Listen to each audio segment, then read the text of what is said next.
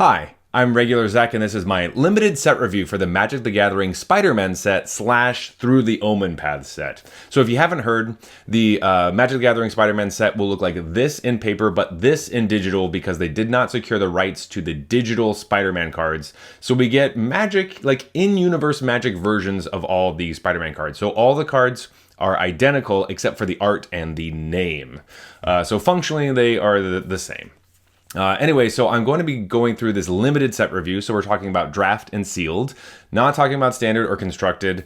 And I put both cards up side by side just because if you primarily play on digital, like me, then this will be more helpful. But if you're going to a paper pre-release, which I guess I'm also doing, this is going to be really helpful. So it's kind of confusing. That's just how it is. But anyway, hopefully we don't have too many sets that are like this because it's just a little confusing. But I will be focusing primarily on the digital ones, though, just because most people draft on Arena, and that's just going to be the most helpful thing for me personally, but also hopefully helpful for you. Anyway, I put all the cards on a scale from A to F, so it's going to be A's are bombs. They're the best cards. They're the coolest ones and the ones you show off to your friends. B's are cards that actively pull you into this color. In this particular case, it is blue. And C's are just like the kind of bread and butter of your deck. A lot of cards are C's, and they just kind of make up the majority of what you're playing. And then D's are cards you actively hope you don't have to play, and F's are horrible. They're cards that you shouldn't even be putting in your deck under any circumstances because they just don't function in the draft format. They're constructed cards. They shouldn't be here. All right, so let's start off with the blue cards. We are looking at Phantasmal Vision, which is 1 and a blue for a 1/3 creature illusion villain at common. It has flying and vigilance, and it says whenever this creature attacks, mill a card. So there actually is like this seeded kind of like blue-black mill deck where you could do some reanimator stuff. There's some things that care about your graveyard and stuff like that. So this kind of fits into there. I don't know how strong that archetype really is or how focused that is. There's a lot of other things that just kind of want to like connive and stuff because blue also cares about, like the blue-white deck wants to be modified. So this really just looks like it fits in the blue-black deck, and but you know, a 2-mana 1/3 flyer blocks well. It has vigilance, so you get to ping in every single turn. Just hopefully you also want to mill your deck every single turn. I think this is probably a player, so it's like a C level card. Not really exciting, but you'll see it. Next up, we have Hide in Mundanity. I'm not used to hearing mundanity, but anyway, 1 and a blue for an enchantment aura at common. It's an enchanted creature. It says, enchanted creature is a citizen with base power and toughness 1/1. It has defender and loses all other abilities. Cool. So this card is really, we always have some sort of like enchanted creature thing in blue that's usually their removal spell. This one's kind of interesting because most of the time we're not wanting any sort of enchantment that is going to give them any sort of power whatsoever because they could probably kill us with it. Luckily, this card also gives Defender, so it stops all attacks, but it is just a 1/1, so it still could trade with something. It's probably like a C+ level card. It is 2 mana to shut down a creature, but the fact that it can still block and it can still trade with some things is kind of annoying. But at least it can't attack you, so that's really good. Sweet, so like a C+ for this card. You will see it, but I think there might be a better kind of pseudo removal spell in blue. Next up, we have Unstable Experiment, which is 1 and a blue for an instant. Target player draws a card, then up to 1 target creature you control connives. And conniving is where you draw a card, then discard a card. And if the card you discarded was a non-land card, it gets a +1/+1 counter. So that's kind of nice, because that helps with all your like blue-white decks where you're trying to get like modified creatures, which is anything with counters, auras, or enchantments. And as well as you do get to look at 2 cards. You have to get rid of one of them, but that's pretty good for 2 mana. But it doesn't really put anything on the board. It's not a turn 2 play because you want to be able to... if you can't connive with this, it's not very good. So I think it's kind of like a C-. It's like, it's all right, but I'm not jumping to play this card. But I don't think it's terrible.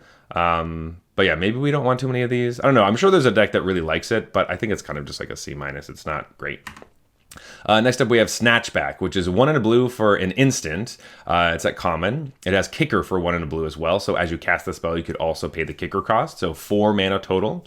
It says return target non-land permanent to its owner's hand. If this spell was kicked, draw a card.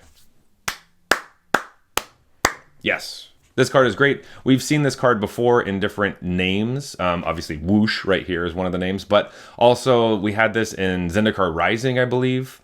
And we also had a version of this in maybe a Dominaria at one point. But anyway, really good card. It bounces anything, which is awesome. Instant speed, fantastic. You already like that. Like the 2 mana bounce spell, that's great. And then if you happen to be later in the game and you need to replace itself, it does draw you a card, which is so frustrating when you're on the other side of like a tempo battle and this thing comes down and you're like, oh my god, I have to recast my freaking thing, and they drew a card. This sucks. So this card's probably like, this is the removal spell I'm looking for tempo pieces. I think this is going to be very good. So this is like a B-, like common. Like this is probably like the best blue common. I'm looking forward to casting this card a lot and kicking it as many times as I can. Next up, we have Obscura Alley Lurkers, which is 2 and a blue for a 2/1 creature human villain at common. It has flash. And says whenever this creature attacks, you get to connive. Cool. So you get to kind of flash this in, and then hopefully on your turn, maybe your opponent attacked you with a bunch of stuff. You flash this in, and then you get 1 free attack. And you get to connive with it, which is nice. It is connive on attack, so you could make it so it attacks as a 3/2, so that's kind of nice, just in case your opponent has any, like, 1 power creatures, like the freaking Hidden Mundanity. So the ability to continually connive is nice. That's really, really helpful. But I don't know if we're super excited about it in this color. I know blue does connive and it does those things, but there's a feeling that I'd kind of want this in a black deck or a red deck, because then Rakdos has the mayhem thing and there's not really very much mayhem stuff in blue. So I don't get as much value conniving in this deck. And because it only has 1 toughness, I'm less excited about trying to put everything into this card, because I think that's probably going to trade off. So you kind of get like 1 shot, I feel like. Yeah, it's really okay. I know that conniving every turn is really strong, but I still really feel like it's kind of just like a D. Ugh, that feels so bad. Ugh. It's so hard to give something a D because it really feels like you're just throwing it down. But I just don't think this card's going to be that great. I don't think we're going to have a problem trading off with this and feeling fine with being like, yeah, okay. You did like a thing, but you didn't really get card advantage. And yeah, if you can't block this and you can't kill it, then you're in a world of hurt. But I think it's just not going to matter. I think this card's not going to be very good. Next up, we have Drix Interception, which is 1 blue for an instant at common. Choose 1 or both. Counter target spell. Tap 1 or 2 target creatures. So this is just cancel, but strictly better. It's cancel with, you could also just tap some creatures. And you get to do cancel and tap some creatures. This card looks really good. This is like C+, B- territory. I don't always want to play the cancel in every set, so you don't really know. Double blue is kind of a problem. But I don't know, it does a lot of stuff. This is like a C+, and I'm gonna watch it go up higher and higher. I just feel like it's gonna be good. It's going to be so annoying. Anytime you're trying to cast a spell before your combat phase, your opponent's going to cast this and tap all your shit down. And you're like, oh god, what have I done? So anyway, C+ for Drix Interception. Next up, we have Arala Hedron Scaler, which is 3 and a blue for a 3/3 legendary creature, human rogue villain at common. It has flying, so 4 mana 3/3 flyer. And when it's in your graveyard, you can pay 1 and a blue to exile this card. You put a +1/+1 counter on target creature. It gains flying until end of turn, and you activate only as a sorcery. It's okay. It's fine. I don't really like it. I think that these cards were, like, you do get to put a counter on something, which does give modified. So that is helpful. The flying until end of turn is like obviously nice for that turn. Most of this is going off of the mechanic from Tarkir Dragonstorm, because we had a bunch of cards that did this, but were better, where they actually put like flying counters on stuff, and that wasn't really that amazing. It wasn't extremely helpful. This will be helpful in decks where you're milling and stuff, but in most everything else, I don't know if we just want to play a 4-mana 3/3 flyer and then when it dies do a thing. If it gave a flying counter, I think we'd be in a completely different place. But because you don't get to just kind of you don't get to make another creature this creature again, which is the strength of this ability. Yeah, kind of feels like it's in between. I'm gonna give this like a C-. You could play it. If you're milling a lot, I think it could be pretty helpful. Like getting some value from your graveyard is good. But I don't think the counters or the modified deck cares that much about it. So I don't know. Let's just say C- and move on with our lives to Pinnacle Research Team, which is 3 and a blue for a 1/5 creature human scientist at common. You can pay 7 mana, so 6 and a blue to draw 2 cards. This looks like an old card. Like, this looks like some of those invokers from, like, Onslaught or Legions. I don't really like it. Yeah, no. D. You shouldn't. I don't think you should play this card. If this is in your deck, you're just like, oh, I guess I needed a 4-drop, or I needed something to block. And you're playing maybe more of a controlling deck, because 5 toughness is a lot, but no, I hope I don't have to put this card in my deck. Next up, we have Ozor, the Chronicler of Collapse, which is 4 and a blue for a 4/5 legendary creature human scientist villain at common. It says as long as there are 8 or more cards in your graveyard, Ozor has base power and toughness 8/8. Whoa, 5 mana 8/8 is pretty sick. And says as long as you control another villain, Ozor has hexproof. So villain is one of the like mechanics for like the blue-black deck, as well as you also want to be milling some stuff. So like the miller we saw earlier that had flying, that would be really great with this card because you're just, milling away, and then you're like, bam, on turn 5 I play an 8/8 and it has hexproof. That is scary. I like this card a lot. It's like a C+. I think that this is a nice little common payoff for that deck. Yeah, specifically in blue-black, but man, I like this. Next up, we have the uncommons. This is Secret Identity. It's a single blue for an instant, and you can choose one. You can conceal, so until end of turn, target creature you control becomes a citizen with base power and toughness 1/1 and gains hexproof. Or you could reveal, and it says until end of turn, target creature you control becomes a hero with base power and toughness 3/4 and gains flying and vigilance. So the main use case for this card is that you're just trying to, save one of your creatures from your opponent's removal spell. That's like the basic thing you're going to do, is just give it hexproof.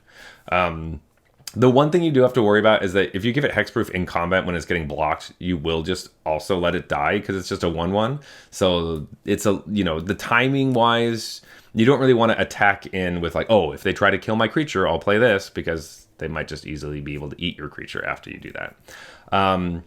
I think that the giving your creature base power 3/4 and flying vigilance is like probably not going to happen all that much. The only cards that have ever really been great that had some of that text, they tended to also let you draw a card. So this one doesn't do that. So I don't think it's going to be that great. But, in a pinch, it can be helpful, especially if your opponent's at 3 life with no blockers. So, hey, maybe that's something. But ultimately, this is just a protection spell, which I do like. I think I'm probably just going to give this like a C. If it got a +1/+1 counter on something, I usually like those a little bit better. But the versatility might be there, but I just don't know how much we care about reveal. So just like a C level card. Next up, we have Vexed Bots, which is 1 and a blue for a 1/1 artifact creature robot villain at uncommon. It has flying, and it says whenever another villain you control enters, put a +1/+1 counter on this creature. This ability triggers only once each turn. So in the blue-black deck, and you're playing this card and you're playing a bunch of villains on top of it, and you're getting more +1/+1 counters on it, like basically every time you play a creature, you get a counter. That's pretty cool. I do like that. Yeah, this seems like a C+. Like, a 2-mana 1/1 flyer is nice, and then it also goes in the like modified deck because you're getting counters on your creature. You will have just random villains in blue, so I don't know. I think this card's pretty cool. Obviously, you want to make this as big as possible, but if the majority of your deck is just villains, this is going to be scary. C plus for the Vexed Robots, or Vexed Bots. Next up, we have Arger Tidal Spinner, which is 2 and a blue for a 2/2 legendary creature spider avatar hero at uncommon. It says when Arger enters, return up to 1 target non-land permanent to its owner's hand. Great. Not even creature, just non-land permanent? Boom. This card's awesome. It's just Mana War, but like way better. And it's a spider. That's great. This card's like a B-. I think this is going to be so brutal. I love cards that bounce and stuff like this. It reminds me of one of my favorites, which was like the bouncer from Foundations. That was like a 4 mana, like bigger creature, but still, for 3 mana, this is awesome. It's probably one of the best blue cards. I like this a lot. Yeah, so B- for the Arger. So good. Anyway, next up we have Vazen, Two-Faced Trickster, which is 3 and a blue for a 2/3 legendary creature, human shapeshifter villain at uncommon. It says you may have Vazen enter as a copy of a creature you control, except its name is Vazen, which would help against the legendary rule.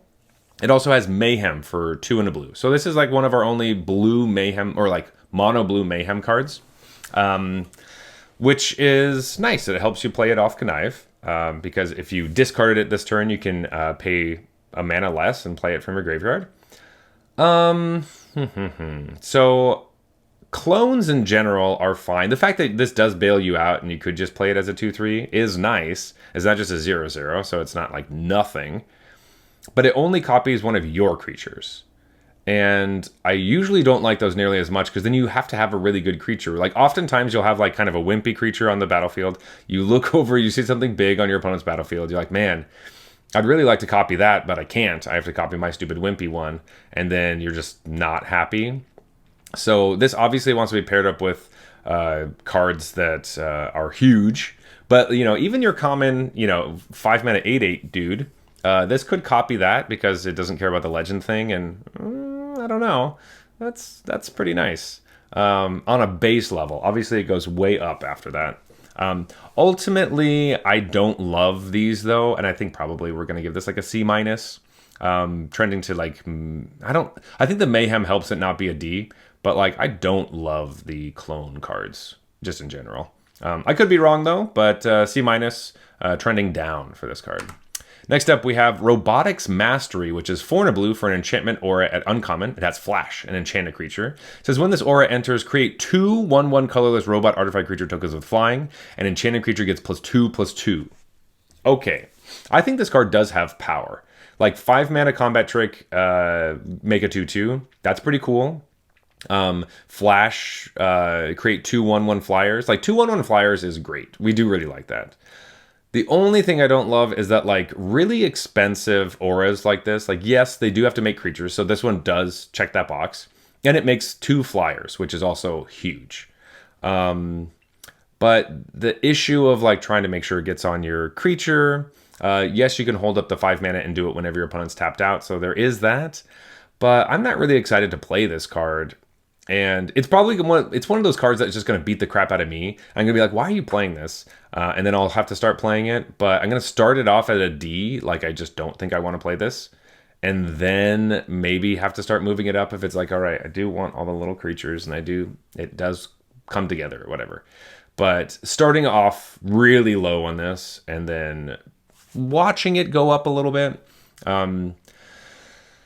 Yeah, expensive aura. I like auras, but expensive ones never make me that excited. Because, if your opponent's if you're behind when you need these creatures and your opponent's holding up mana, it feels so bad. Like you really don't want to play into anything because you're just like, it's a blowout that's big enough to make you lose the entire game. So you have to make sure your opponent taps out so you can play this. And if they never do, then you're like, well, that sucks. Especially if you're behind and they just don't have to play anything. So I don't know. Oof. D for the Robotics Mastery. Next up, we have Outsmart the Amateur, which is 3 blue for an instant at uncommon. It says choose one. You can draw 3 cards or counter target spell and draw a card. Yeah, this is good. This is great. 5 mana instant speed, draw 3 cards, or countering a spell and you still draw a card? I don't know. I think that like there's some There's some blue decks that'll definitely want this. I might want to just play this counterspell over the other one. Like, if there's a bunch of big creatures we have to deal with, this card's going to be awesome. Just like hard counter, and even if they don't play anything, you're like, all right, I'll draw 3. But even if you get to counter something, it replaces itself. I don't know. Counter spells that draw cards are scary. So, I don't know. B for Outsmart the Amateur? I think it's good. It's an expensive counter spell, but it really does the thing you want it to do. It does everything. So, yeah, I think it's probably appropriately costed, but I think it's going to be good. Next up, we have Alks, Mouth to Many Eyes. I guess it speaks for the spiders. That's what that means. It's got spiders on its mouth. Ugh. Okay. Anyway, it's really creepy. 4 blue for a 4/4 legendary creature, Mutant Advisor at uncommon. It says you may look at the top card of your library anytime. You may cast spider spells and non-creature spells from the top of your library. And whenever you attack, you may mill a card. Okay, this is kind of cool. Because often we have you can play stuff off the top of your library. Unfortunately, you can't, you can only cast things, so you can't play lands, which is totally fine. I mean, it's a blue card, so why would you expect to be able to play lands off of it? But the fact that you can, if you run into a land and you're like, all right, well, I really want another card, you just attack with anybody, and you get to mill a card, and then you just get to see the next card, and maybe you want to cast that one. I like that it's kind of all self-contained on this entire card. Like, it's just here. Its body is a little small for 6 mana, but I don't know. For what it looks like, I guess the body is kind of small. It's just this weird, creepy abomination thing. But no, I think they're going to get lots of card advantage off of this, and you get to play almost everything. So I don't know. This is probably like a B-, a B. I like this. I think this will be good. A lot of card advantage with this card. Holy moly. Next up, we have the rares. This is Spectral Restitching, which is X and a blue for an instant at rare. It says exile X target artifacts and or creatures. Return the exiled cards to the battlefield under their owner's control at the beginning of the next end step. Okay, so this card, we've seen a lot of cards like this in the past. They tend to be white, but they never really feel like they perform very well to me, personally. Yeah, you get to do a bunch of ETBs over, so that's like the best thing you get to do. And in a pinch, it's just 2 mana, save one of your creatures from getting killed. You could also like spend a bunch of mana and like exile all your opponent's creatures so they don't have any blockers. So that's pretty cool. But you do give them their ETBs back. I think like it feels like Magical Christmas Land. I'm like, man, I'm going to be able to do so much stuff with this thing. Like, it's so versatile. I can look at all the stuff I can do. And then ultimately you just don't always have a lot of time to do it. And you never really feel great, having X be like 1 or 2 in my estimation. So I think this is probably like, it's like a D to like a C-. The fact that you can get rid of your opponent's stuff actually does bump it up, because then you get an extra axis of like, I'm just going to kill you now. But yeah, I guess like a C- for Spectral Restitching. I don't think that we should take this very highly. I think this card's going to go around a lot. And it probably isn't going to do what you want. So yeah, it doesn't affect the board really. You don't want to, you want to play this as the very last thing to get rid of all your blockers. You could block and like flicker your stuff and get your ETBs back. There's like kind of that thing. Saving your creatures from a board wipe is obviously the main thing you'd like to do, but ultimately, I don't know, like a C-. It's going to disappoint you, I think. Next up is Murata, Neuron Hacker, which is a single blue for a 0/2 legendary creature human scientist villain at rare. It says whenever you draw your first or second card each turn, put an Ingenuity counter on Murata. And then you can tap her. You may cast an artifact spell from your hand with mana value less than or equal to the number of Ingenuity counters on Murata without paying its mana cost. Cool. The fact that it triggers like every single turn, no matter what, because you're always going to draw a card in your turn, that's great. It like kind of reminds me of just like an Aether Vial, except for you don't have to worry about getting it exactly on what on the spot that you want. It's just like, yeah, this gets a counter every single turn, and I just get to play artifacts. So the biggest thing is, what are the big artifacts that you want to play out of your deck? There are some artifact creatures that we've seen. And we do have like some cool equipments and stuff. So maybe you'll have to get lucky with some of these like great equipments that you like. I'd really love playing an equipment for free and then equipping it. And so basically you just use the equip cost because there's some pretty powerful ones. So it really depends. I think that's probably like a build around type card, but you also play this on turn 1. Obviously it's not very good much later than that because like you have to get your counters up. But if you get it down early, I don't know how much your opponent really wants to spend removal on it because I don't think it's very obvious. Like artifacts aren't just like a big... It's not like artifacts are like the white-blue archetype. That's not the case. So I think there's going to be random artifact stuff that come out, and I think there might be like a secret deck in here that could be really cool. So I'm gonna give this like a B because I think that there's something really fun to do with this, and I'm excited to be the one to find out what it is. It could be much worse. It could also just be like a D and be like, oh, this is a constructed card. But I'm excited for it, and I would like to build around this card. So yes, B for Murata. We'll see. We'll see how good you are. Next up, we have Bellion the Parched, which is blue for a 2/2 legendary creature elemental villain at rare. It says whenever you cast a blue spell, if Bellion is a creature, well, he is, he gets +1/+1 until end of turn. And then at the beginning of your end step, untap Bellion until your next turn. He becomes a land and gains add blue, and he's no longer a creature during that time. So he just becomes a land on your opponent's turn, and you get to untap him. So like you basically ramped. This is all pretty interesting. It's like he randomly doesn't lose to board wipes or sorcery speed removal, because most everything can't hit lands. And then on your turn, it's a small creature, but if you can play a couple blue spells, it does get bigger. I don't know. He's pretty interesting. I wish that he got counters. That would have been a much better payoff. Especially in limited where like blue is actually hard to do. It kind of feels like this card wants to be in constructed where you just play a mono blue deck, and so every spell you play just gets bigger and bigger, and you're playing a bunch of cantrips and stuff, and then it untaps and you get to counter your opponent's stuff. Like, it feels much stronger in that. In limited, it feels like it's just kind of hard to cast. It's just a 2/2, and I guess it ramps you, but doesn't fix your colors. But it only ramps you on your opponent's turn, which is weird too. So like, I don't know. I think this is probably like a D. I don't think we want to play this card necessarily. I think it's really cool. I like it a lot. It's one of my favorites for like standard stuff, but maybe in draft, it's just not going to be great. There might be the situation where you make a mono blue deck, but I think that that's not really advised. I would not want to do that. So yeah, you should probably not put this card in your deck. Next up, we have Detect Intrusion, which is 1 and a blue for an instant at rare. It has Enweb. So Enweb is a new ability. It's called Enweb and through the Omenpaths, but web slinging in Spider-Man. And you may cast this spell for its Enweb cost, which is a single blue, if you return a tapped creature you control to its owner's hand. And then this is just a counter spell. So counter target instant or sorcery spell or triggered ability. So in general, that ability, like countering an instant sorcery or triggered ability, not very good. Triggered ability for sure we're not excited about. And yeah, you usually want to counter like threats. So like if your opponent's playing like a creature, you want to counter that.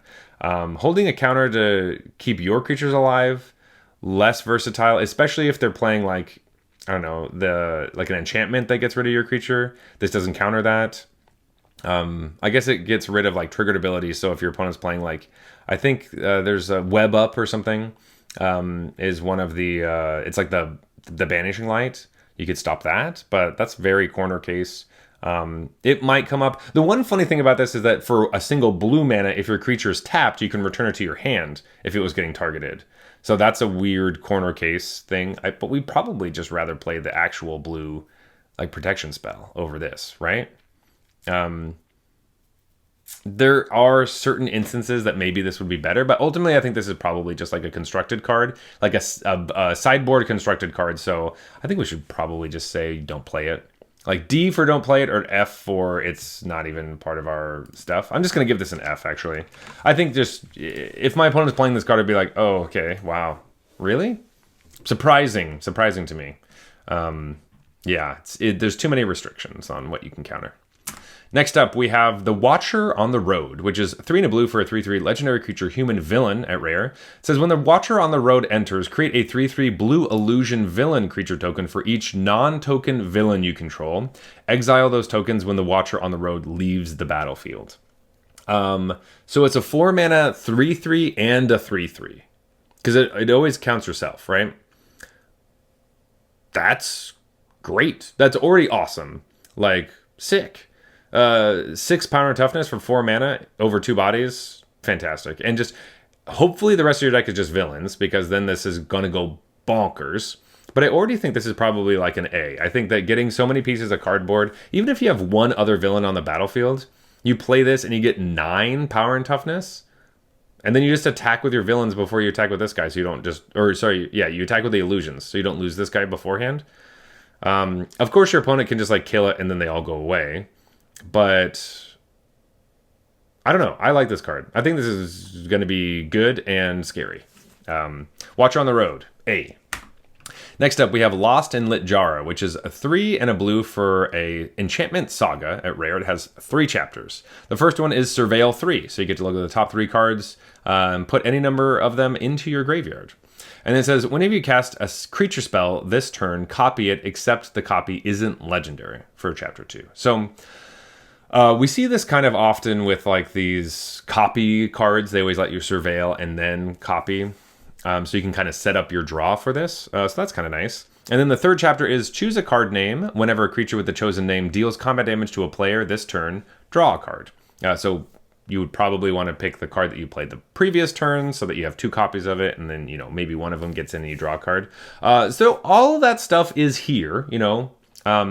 We have the pieces to make a card go. But a lot of these copy cards have not been...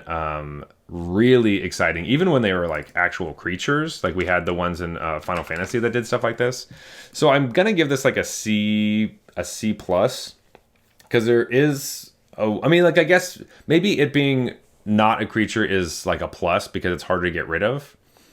But yeah, it seems like it'll do some stuff in a deck, but I don't think it's like crazy bomb. Yeah, it's a player, but not I'm not jumping to play this card. It just when you don't hit something, it'll either hit something awesome or not something at all, and it's just kind of, you have to spend so much time making sure that you set up the right turn. So I don't love it. Next up, we have Gobin, Gene Splice Savant, which is 1 and a blue for a 1/1 legendary creature human scientist villain at Mythic. And it says Gobin can't be blocked, and whenever Gobin deals combat damage to a player, he connives. Yeah, that's great. That's awesome. You're just filtering through your deck. You're putting counters on this guy if you want to. Can't be blocked. It's constant issue. 2 mana.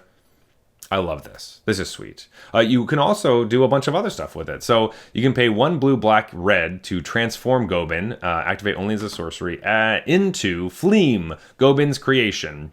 So I guess Gobin isn't necessarily transforming. It's just Gobin made Fleam. Because Gobin's down there, you can see him looking up at Fleam. But anyway, it's a 3/3 legendary creature, goblin human villain at Mythic. It has flying and menace, and says spells you cast from your graveyard cost 2 less to cast. And it says each non-land card in your graveyard has mayhem. The mayhem cost is equal to its mana cost. So yes, this is 3 colors, but if you do have, like, you're splashing this in maybe your mayhem deck, though that's kind of awkward because I'd like to play the blue side. So maybe you're more like a blue-black deck that's splashing red for this. And then you do just get to connive. You just want to connive as much as possible, because then all of your cards have mayhem. Every single card you discard has mayhem. All of them. That's awesome. I mean, obviously besides the lands, but like everything becomes cheaper. You get to play multiple cards in a turn. This also, if you have counters from earlier on Gobin because you were attacking stuff, and then you transform into Fleam, then those counters stay on the creature, and you get to attack with those counters, which is awesome. You also can just play Fleam as a 4 mana play. You don't have to go through the whole transform thing. This is a new thing with this cycle of cards. You could just play this from your hand. I think this is an A. I think this card's great. I think that there's so much going on with this. There's so many points in the game you want to play all the different pieces. And yeah, I think it's really, really cool. This is This is a great card. I'm so excited to play with this. This is probably one of my favorite cards from the entire set. So A for Gobin and Fleam. Probably A+. Like, warps the game. Super cool. There's so much connive. This will be great. Next up, we have Imposter Syndrome, which is our last card. It's 4 blue for an enchantment at Mythic. Whenever a non-token creature you control deals combat damage to a player, create a token that's a copy of it, except it isn't legendary. Nope. Don't like this. 6 mana. It's like a 6 mana do nothing card, but you need other creatures on the battlefield. So you could slam this and then attack with a bunch of stuff, and then a couple of them get through, and then you get copies of them. So maybe you mitigate the losses that you had from attacking in with everybody. But when you don't have a board, this card's horrible. It's just expensive. You have to hit your opponent. I don't know, man. I'm not about it. Like we've even seen, like in Foundations, we had the 6 mana spell that made copies of your creatures every upkeep, and that one was already hard enough to like get going, and that was a guaranteed copy, right? This is you have to hit your opponent, so I think it just feels a little bit more like a win more card, and we probably don't want to play it. You could try, but I think it's a D. I don't think we want to play this card, but yeah. Anyway, folks, that is what I think about all the blue cards from the Spider-Man / through the Omenpaths set. Let me know what you think. If I'm wrong about any card or super right or I missed out on something or anything like that, let me know in the comments below. Really appreciate all the feedback. And anyway, yeah, I will see you all next time. Thank you so much for watching, and I'll see you later. Bye.